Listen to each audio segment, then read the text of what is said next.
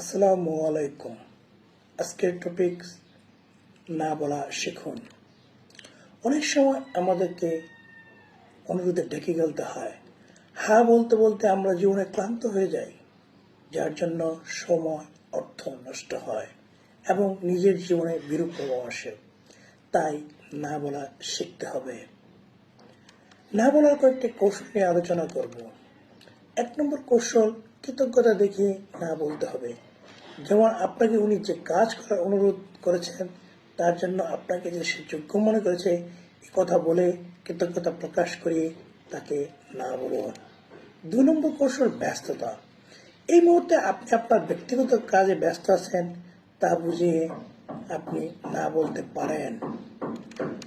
3 নম্বর উপায় হচ্ছে, বর্তমানে আপনি পারিবারিক চাপ, ক্যারিয়ার, নানাবিধ অসুবিধা থাকার কারণে আপনি তার অনুগ্রহ গ্রহণ করতে পারছেন না, এই কথা বুঝিয়ে তাকে না বলতে পারেন। 4 নম্বর পন্থা হচ্ছে, বিকল্প পথ বা নির্ভরযোগ্য অন্য কোনো বিকল্প ব্যক্তির সন্ধান দিয়ে আপনি না বলতে পারেন।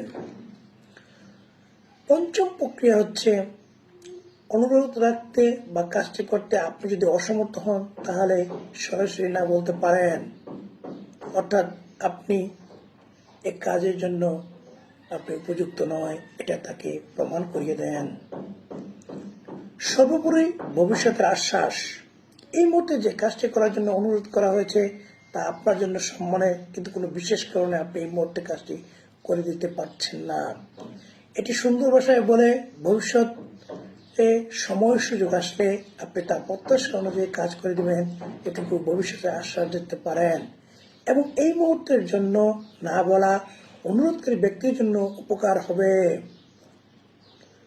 বোঝাতে হবে হয়তো সে অন্যভাবে কাজটি খুব সফলতার সহিত সম্পন্ন করতে পারবে। আমরা উপরোক্ত পদ্ধতিগুলো অবলম্বন করে অনুরোধকারী ব্যক্তিকে সহজে না বলতে পারি। আল্লাহ আমাদের হেদায়েত দিন।